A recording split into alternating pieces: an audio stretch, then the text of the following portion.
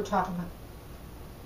Hi, this is Diane Lovetobake, and what we're going to make is a coffee cake. We'll call it a Danish coffee cake. You can put whatever filling that you want into it. I'm going to be actually putting in strawberry jam. You can put preserves. You can put really any kind of filling that you like. Now, I went ahead and I made the dough for it in my bread maker. I did use my larger bread maker it holds anywhere from, it makes 1.5 to 2 pounds. I find it was easier for this particular recipe. I'm going to give you the recipe right off the bat, and then it'll be below the video, all the ingredients and the recipe. Okay? You're going to need 2 packages of active dry yeast, and that's 1/4 ounce a piece. 1.5 cups of warm milk, and that's about 110 to 115 Fahrenheit. 4 cups of either pastry flour, or if you don't have pastry flour, go ahead and use bread flour. 1/2 cup of granulated sugar, 2 teaspoons of salt, 1 cup of butter. And I actually go ahead for my bread maker, I melt it or soften it quite a bit and let it cool down. Okay, and 4 egg yolks that you're gonna, 4 eggs basically that you're going to separate.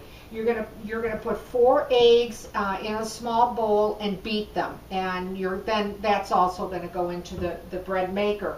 You're going to save the whites so that you can then put an egg wash over the top of the coffee cake before you bake it. So you're just going to be using the egg yolks beaten for your recipe. And the jam or the preserves or the filling that you want. I usually put out about 1/2 cup and just see how much I use.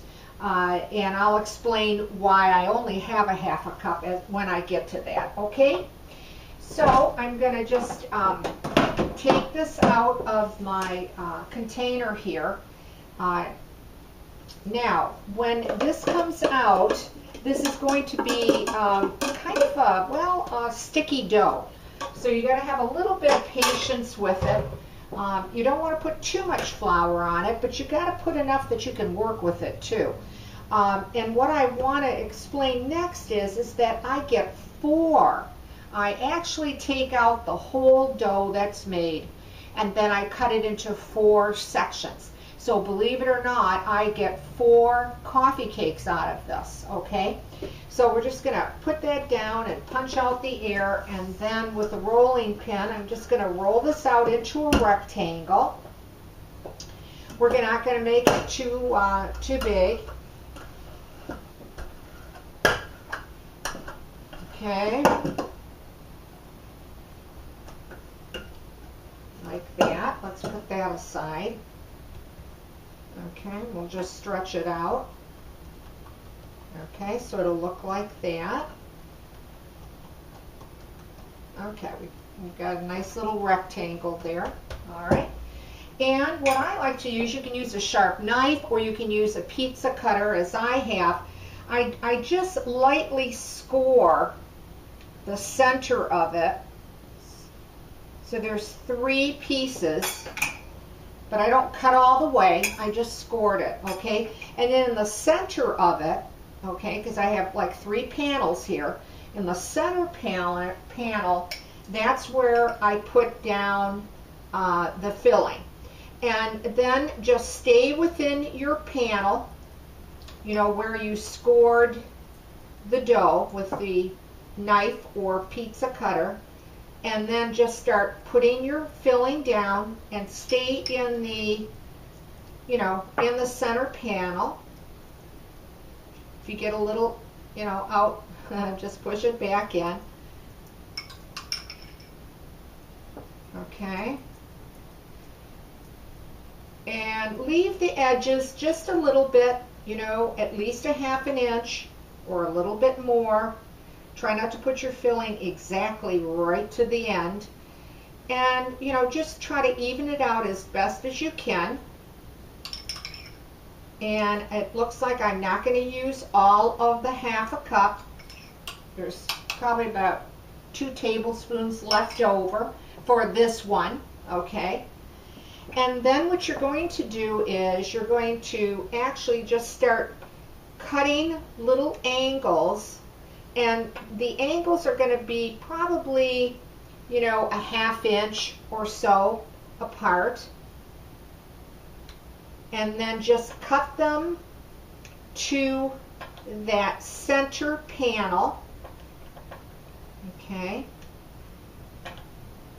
like that.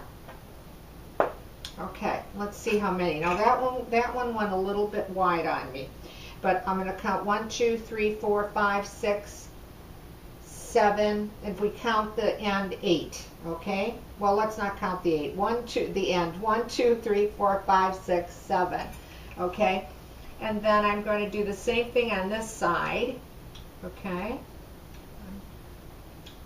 2, 3, 4, 5, 6, and 7. Okay, then automatically you want to cut off the 2 end pieces. You're not going to use those, okay? Just cut them off, put it aside, okay?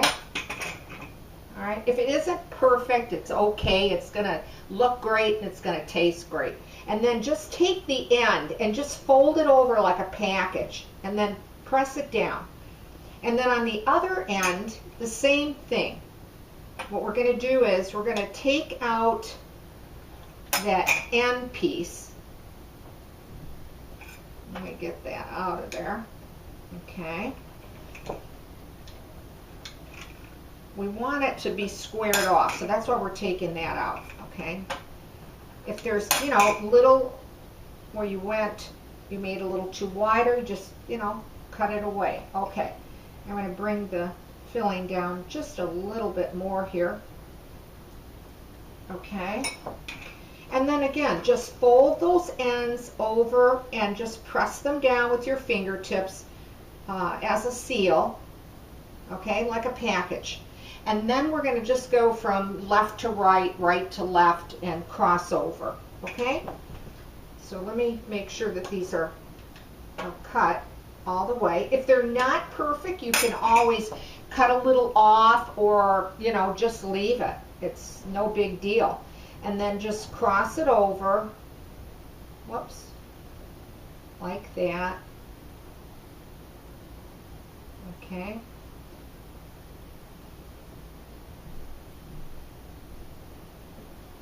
If you feel that they're too long, because this dough will stretch, you know, just cut it off. It's like no big deal, you know. Okay. Now, for some of you, you're going to do a much better job than me. Whoop, I went the wrong way there.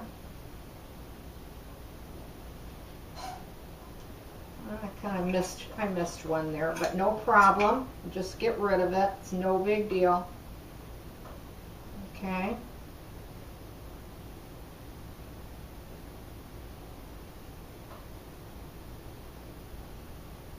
Okay. And then the last one. And then just seal things around. Now, what you'll probably find, what I'm going to do is I'm just going to actually piece that end right there, because it didn't come out very well. So I'm just going to stretch that, and I'm going to piece that over, and it'll come out just fine. Okay? It's not going to affect the taste or anything like that. Okay? Once again, you're probably going to be able to get that just perfect. All right? And you can, on your cookie sheet, you can use your parchment paper or heavily grease it, whatever you prefer.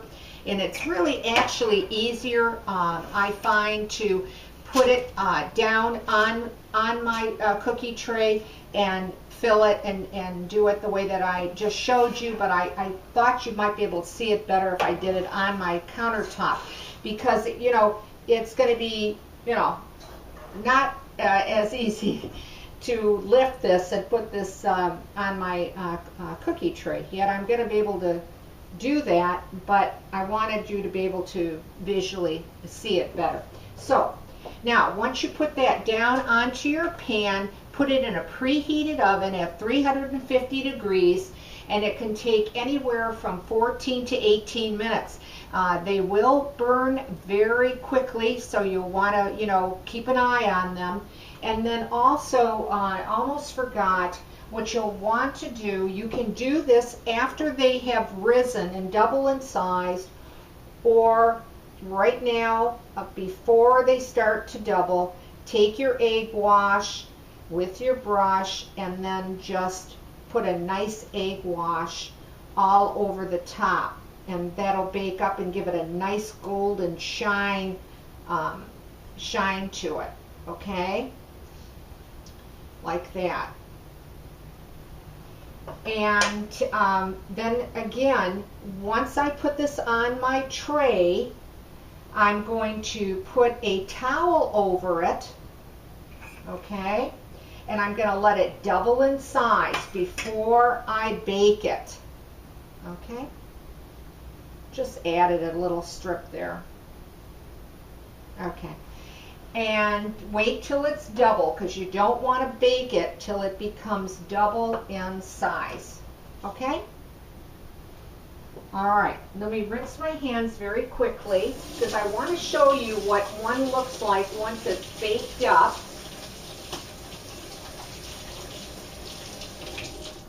Okay.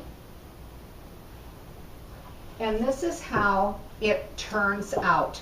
It really comes out to be one, whoops, beautiful little Danish coffee cake.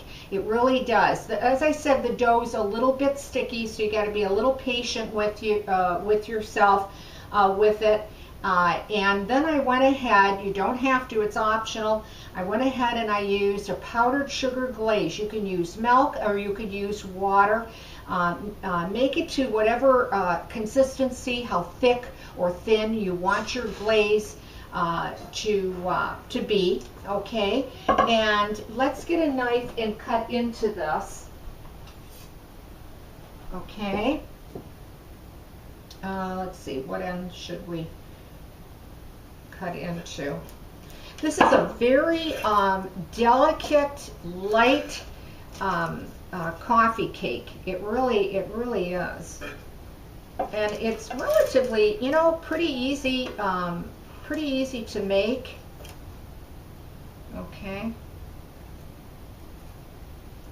There we go. And you can see the filling that's on the inside. The crumb itself is a really light and delicate. It's not heavy or dense or tastes like, you know, like a heavy bread of sorts. It is just delicious when it comes out of the oven. You can serve it warm. If you don't want to put a glaze over it, it tastes fantastic. Or even put powdered sugar over it. So what a great quick coffee cake. And you choose the filling to make it. Well, that's it for me today. I want to thank you for watching Diane Lovetobake. Please subscribe to my channel, and also just a reminder that you'll find my videos and all my videos only on YouTube, okay? Well, thanks for watching, and oh, don't forget, if you try this recipe and you like it, well, leave a comment, because I always like to hear from you. Once again, thanks again, and I'll